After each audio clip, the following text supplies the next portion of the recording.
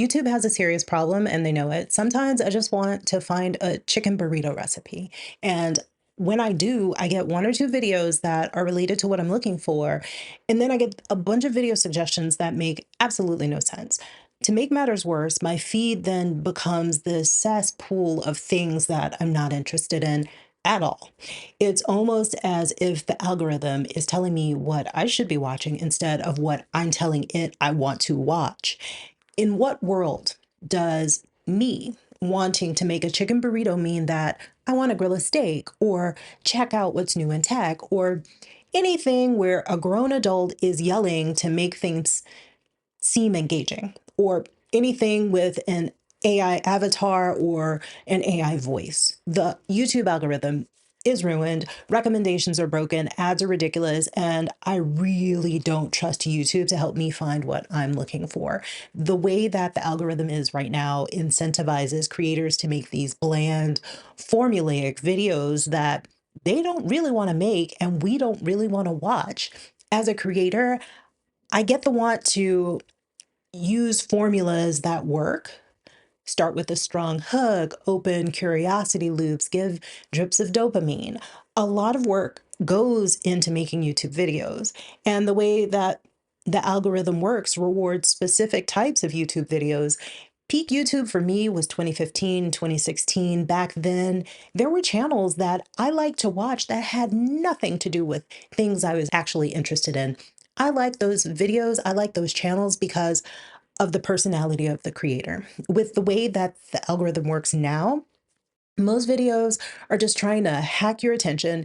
It's, in my opinion, what has replaced clickbait. I used to think that I was the problem, but my husband has the same complaint, and so does my daughter and all of her friends. And we all agree that YouTube is getting worse and it sucks so bad. I need somebody to give me a word that's suckier than the word suck. I actually am at the point where I avoid logging on to YouTube, and that's really rich for somebody who makes YouTube videos and has YouTube Premium. I don't know. I'm just not interested in people talking about the same points or watching TikTok compilations. And if YouTube won the streaming wars, why don't I stream on YouTube anymore? YouTube knows that this is a problem, but the problem is that they did all of this on purpose because nobody asked Google to change its search to a new intelligent AI powered search box. I want to see the links. Now they're all shoved way down at the bottom. It reminds me of searching on YouTube for that chicken burrito recipe. I know that it's there, but there's all this other crap that's in the way. Since Google stuck its AI box on the top, most searches end without people clicking on anything. That's what YouTube feels like. Among searches without AIO, the median zero click rate is approximately 60%. Among searches with AIO, the median zero click rate rises sharply to around 80%, with an average zero click rate of 83%. Keep in mind that that overview might be built on information that was already wrong. So now you have to decide if you're going to choose to be literate or to take whatever the box gave you. Before you take what's given, I do want you to think about those AI hallucinations, unless you like glue on your pizza. Google tells you not to trust it. So when the company tells you to check the work that they've done, maybe you should listen to them. And the thing that's powering that AI box is powering your YouTube algorithm. And we're supposed to trust it to create our YouTube recommendations. What I wish is that it would learn what I like and send more of that to me. But what's happening is it's learning what keeps me watching. Because when I look for a chicken burrito recipe, I will probably rewind and watch different sections of the video over again. And that makes chicken burritos my personality to the algorithm, even though I only watched one or two videos. YouTube does that because that video seems to have kept me on the platform, and the longer we stay on the platform, the more ads it can serve us. Remember when one or two skippable ads used to be the norm? Recently, I uploaded a 30-minute video, and my sister-in-law told me that she got eight non-skippable 5 to 15-minute ads on that one video. As a creator, sometimes I do forget to check how many mid-video ads YouTube chooses for that video. I definitely forgotten on that video. At least I was able to go back and fix it and delete all of them. I do think that removing the mid-roll ad slots impacts the video's reach, but I do it anyway, especially since I do include ad reads on my videos, which gives me more control of the brands that are associated with my videos. I know some people get mad at creators when they place ads in their videos. And if that's you, as a creator, I humbly ask you to have that same heat when you see an unskippable ad on YouTube or a sponsored AI summary when you search. Because no matter which way you look at all of this, it's all about money. YouTube and Google depend on labor of people making content, be it a video or a photo or a website. And what's happening on Alphabet's platforms has nothing to do with the experience of you, the user. It's not making your afternoon better. If my viewing experience were actually that great, I wouldn't be in the throes of this C-drama addiction. And for anybody who thinks that I should go and watch Pursuit of Jade if I like C-dramas, I just want you to know that I patiently waited for each and every one of the 40 episodes of that C-drama when they dropped originally. Back to my point. Also, I've noticed lately that everybody's saying I digressed. Do we not like tangents and detours anymore?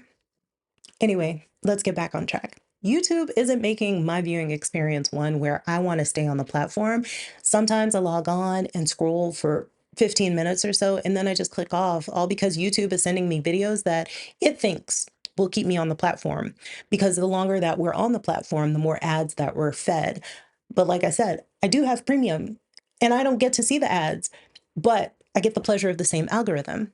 My premium subscription is actually a part of my cell phone plan. So if my cell phone plan price goes up or they just get rid of that plan altogether, so goes my YouTube premium. So I will be seeing these ads right along with you. But I have figured out a way that I can use YouTube now that improves my experience as a viewer. Now, it doesn't fix the ad problem whatsoever, but it has improved my video suggestions. And before I tell you what I've done, I do want to thank Proton for partnering with me on this video. I migrated my emails to Proton Mail because I didn't want anyone reading my emails other than me and the recipient. And they've just launched a new feature that allows users to access and send emails from their Gmail account directly within Proton Mail. I want you to think about how Google uses your Gmail to curate your search and your YouTube ads.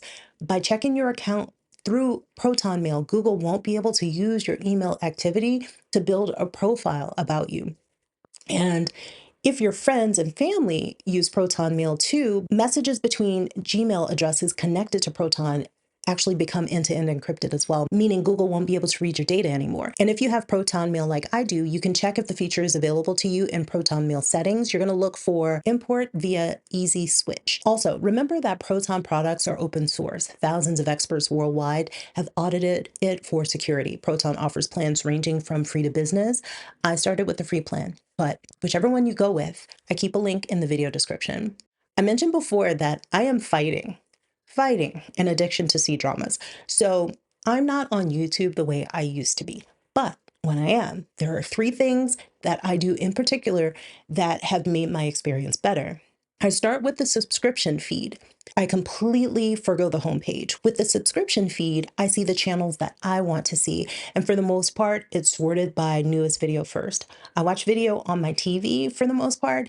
And when I do, I tend to skip that. There's a bar at the top of suggested subscription videos. Now, I want you to keep in mind, none of the things that I do actually fixes YouTube, but it makes it suck a little bit less. I like to see the videos from the channels that I picked placed in order from newest video first. Another thing that I do is to clean up my watch history. I don't erase it completely. What I do is remove videos that I've watched that may mess up things in the recommendations, because every once in a while I will go to the recommendations feed just to see what's out there. So if I look at a chicken burrito recipe, I'll delete that video from my history.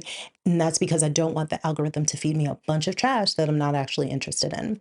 What I think the most important thing to do for the recommendation feed is when you find a video that you actually like, watch it all the way through.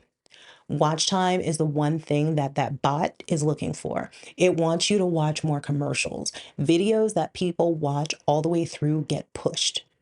Also, subscribe to that channel so that you can see it again. If you liked it enough to watch it all the way through, you probably want to see it again. YouTube just got comfortable because they won the streaming wars. But right now, it feels like they're at the start of their decline. What do you think?